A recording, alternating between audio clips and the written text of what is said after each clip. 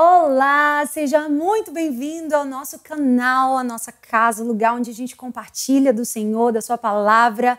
Seja muito bem-vindo e eu quero te dizer que é sempre uma honra receber você. Muito obrigada por estar aqui.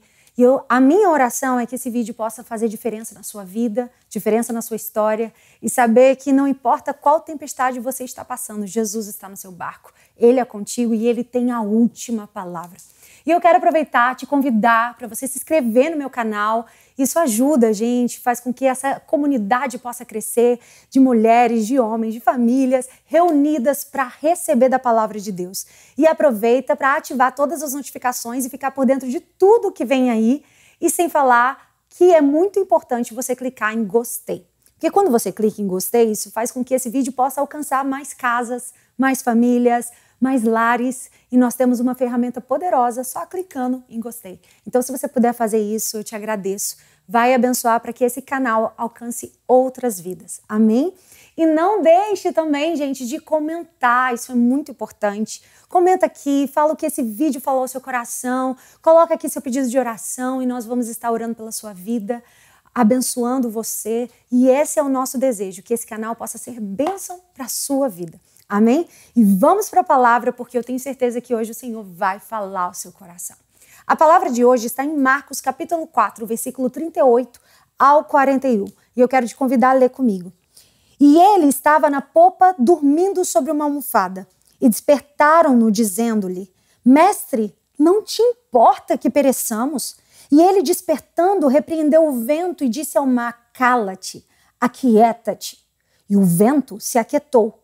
E houve grande bonança. E disse-lhes: Por que sois tão tímidos? Ainda não tendes fé?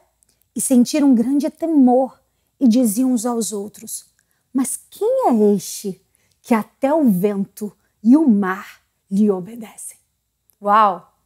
Antes de Jesus acalmar a tempestade, eles estavam com medo. Mas depois que ele a acalmou, eles ficaram aterrorizados. Eles ficaram, meu Deus, veio temor sobre eles. Por quê? Antes de Jesus acordar, Marcos conta que o barco estava quase inundado. Eles estavam desesperados. A água estava enchendo o barco. Os discípulos, eles não estavam conseguindo esvaziar o barco com a rapidez necessária que eles precisavam. Eles sabiam que o barco estava prestes a afundar. Ele estava prestes a ficar completamente inundado. E todos iriam morrer. Então, eles despertaram Jesus e disseram: Mestre, não te importas que pereçamos? E essa imagem mexe com o meu coração. Porque qualquer um que tenha tentado viver uma vida de fé nesse mundo já se sentiu algum dia assim. Tudo está dando errado. Você está afundando. E Deus parece que está dormindo, parece que está distante, sem saber do seu sofrimento. Em outras palavras, os discípulos estavam dizendo a Jesus: se você nos amasse, não nos deixaria passar por isso. Se você nos amasse, não estaríamos prestes a morrer afogados. Se você nos amasse, não deixaria passar por esse momento e esse perigo quase mortal. Jesus acalmou a tempestade e deu uma resposta a eles. Por acaso ele disse que podia entender o que eles sentiam? Não. Mas ele perguntou, ele fez uma pergunta: por que estáis tão amedrontados? Você pode imaginar o que se passava na cabeça dos discípulos? Eles deveriam estar pensando: mas que pergunta! É óbvio que a gente está amedrontado. Por que a gente está amedrontado? A resposta era óbvia. A gente estava com medo de morrer afogados.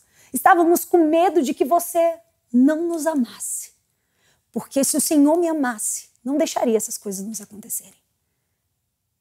Mas eles não entenderam que a pergunta que Jesus fez a eles tinha por trás o seguinte pensamento: a análise que vocês fizeram está errada.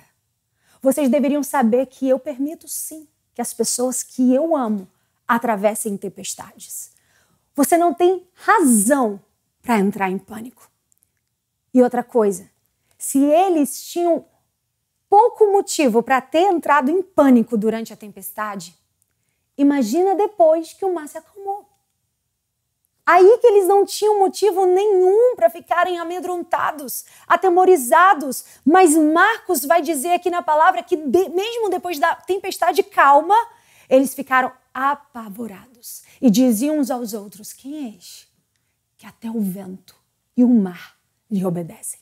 Eu te pergunto, por que eles ficaram mais apavorados com a calmaria do que com a tempestade? Porque Jesus era alguém que não se podia controlar, assim como a tempestade, porque o seu poder é ingovernado. Ele tem o controle de tudo. A tempestade tinha um poder imenso? Tinha. Eles não puderam controlar a tempestade, mas Jesus tinha mais poder do que a tempestade. E sobre eles, aleluia, sobre eles, ele tinha muito mais controle, muito mais autoridade. E essa é a enorme diferença. Uma tempestade não ama ninguém. A natureza, se deixar, ela vai judiar você, ela destrói. Como a gente está vendo o terremoto que aconteceu na Síria. Como a gente está vendo o que a natureza faz com a humanidade. Se você viver muitos anos, um dia você vai parar de funcionar e vai morrer. Talvez isso aconteça mais cedo, por causa de um terremoto, por causa de um incêndio, por causa de uma catástrofe. A natureza, ela é violenta, ela é avassaladora. Seu poder é incontrolável. E mais cedo ou mais tarde, a gente cai nas garras da natureza. Pode ser que você concorde comigo, mas diga que mesmo que vá a Jesus, ele também está fora do alcance do nosso controle. Jesus permite que aconteçam coisas que nós não compreendemos. Ele não faz as coisas de acordo com os meus planos, ou de um modo que faça as coisas sentido para mim. Mas se Jesus é Deus, ele deve ser grande o bastante para ter motivos para deixar que você passe por coisas que não consegue compreender. O poder dele é ilimitado, assim como também é a sua sabedoria e o seu amor. A natureza nos olha com indiferença, mas Jesus olha para mim com um olhar repleto de amor. Um amor incontrolável. Se os discípulos tivessem realmente compreendido que Jesus os amava e ele era tanto poderoso quanto amoroso, não teriam ficado com medo. A conclusão deles era de que se Jesus os amasse, ele não permitiria que coisas ruins acontecessem a eles. Eles estavam errados. Jesus pode amar alguém e ainda assim permitir que coisas ruins aconteçam a essa pessoa. Porque ele é Deus.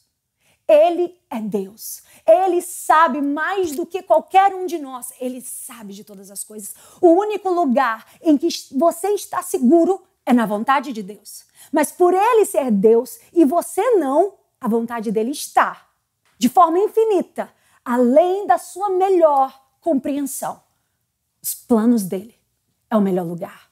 Jesus pergunta aos discípulos: ainda não tendes fé? Isso, na verdade, poderia se traduzir nas seguintes palavras: onde está a vossa fé? E é lindo a forma que Jesus formulou essa frase. Quando ele faz essa pergunta desse jeito, Jesus leva os discípulos a verem que o fator crítico não era a força da fé deles, mas sim o seu objeto. Imagina que você esteja caindo de um precipício e percebe que tem um galho ali que brota na encosta desse precipício. Ele é forte o suficiente para te sustentar na queda, mas você não sabe quanto aquele galho vai te sustentar. Enquanto você está caindo, você só tem tempo de pensar: eu vou agarrar esse galho. Quanta fé você precisa ter nesse galho para que ele salve você?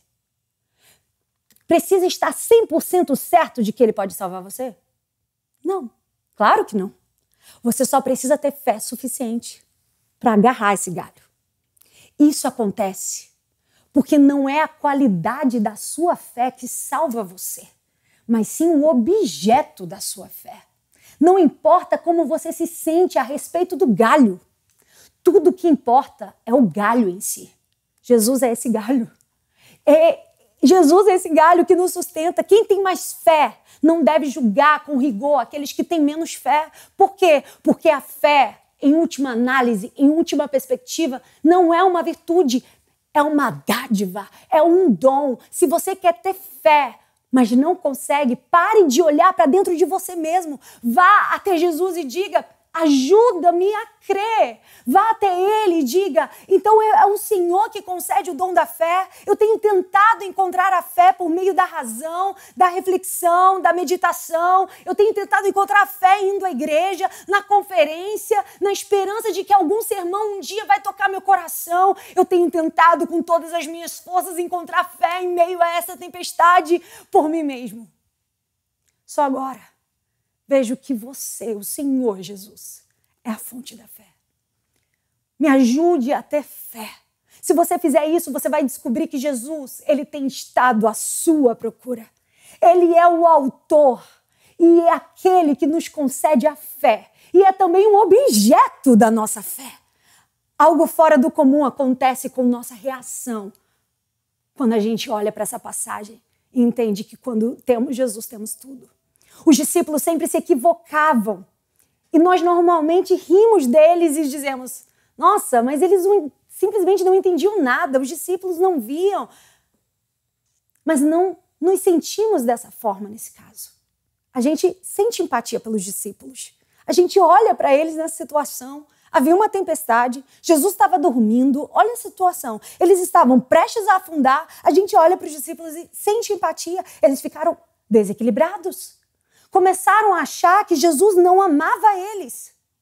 Mas ele acordou e disse em outras palavras: se vocês soubessem o quanto eu amo vocês, vocês teriam ficado calmos. Vocês teriam descansado. Mas sabe, nós pensamos que isso é algo praticamente impossível. Sabemos que ninguém consegue enfrentar uma tempestade com tanta calma. Mas temos algo que os discípulos ainda não tinham. Temos um recurso que nos capacita a manter a calma por dentro, independente da fúria da tempestade, independente das ondas à nossa volta. E sabe, eu vou te dar uma pista. Marcos deliberadamente escreveu esse relato em uma linguagem que é paralela, quase que idêntica à linguagem de um famoso relato do Antigo Testamento. A história sabe de quem? De Jonas. Tanto Jesus quanto Jonas estavam em um barco. E ambos os barcos estavam ameaçados pelo quê? Uma grande tempestade. As descrições, dessas tempestades são praticamente idênticas. Mar revolto, vento. Tanto um quanto o outro os dois estavam adormecidos. Jonas dormindo, Jesus também. Nas duas histórias, eles foram acordados por pessoas que estavam no barco e diziam: a gente vai morrer aqui, acorda!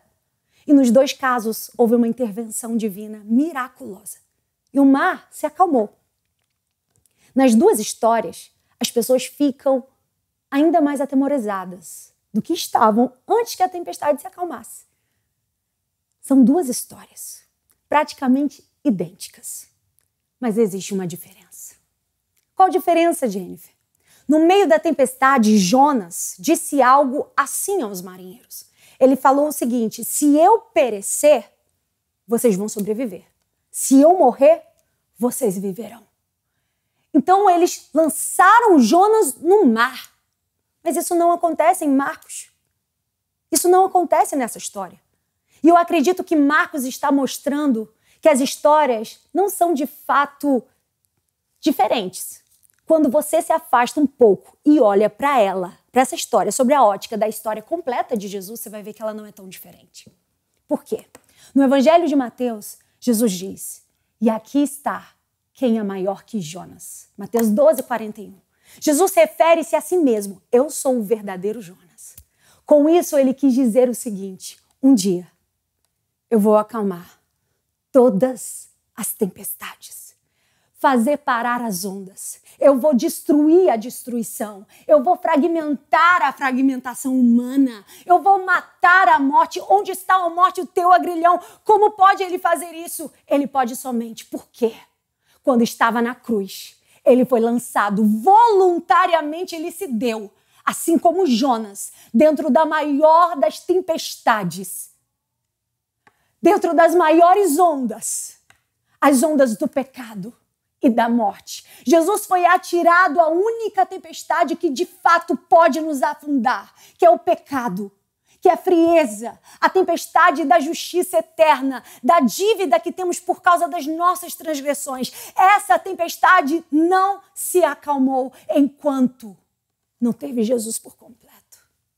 Se a visão de Jesus, entrando de cabeça curvada dentro da maior tempestade de todas, está gravada no âmago do seu ser, você jamais dirá: Senhor, tu não te importas?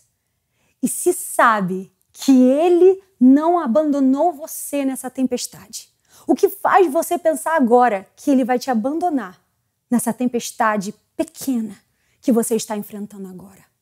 Ele enfrentou a maior tempestade por causa de você. E um dia, evidentemente, Ele voltará e acalmará todas as tempestades por toda a eternidade. Se permitir que essa certeza entre dentro de você, você vai saber que Jesus te ama, apesar da tempestade. Saberá que Ele se importa com você e terá, então, poder para lidar com qualquer coisa na vida com equilíbrio. Quando eu chamá-lo a atravessar as águas profundas, rios de angústias não transbordarão, sabe por quê? Porque Ele está comigo, Ele está com você. Ele está com você para abençoar você mesmo na tribulação, para santificar as suas angústias mais terríveis. A alma que tivesse reclinado sobre Jesus em busca de descanso jamais será abandonada pelo Senhor. Jamais será abandonada pelo Senhor. Essa alma, embora todo o inferno deve tentar te abalar, o Senhor está dizendo: eu nunca, jamais, em tempo algum, abandonarei você. Tenha certeza do amor de Deus pela sua vida, apesar da tempestade.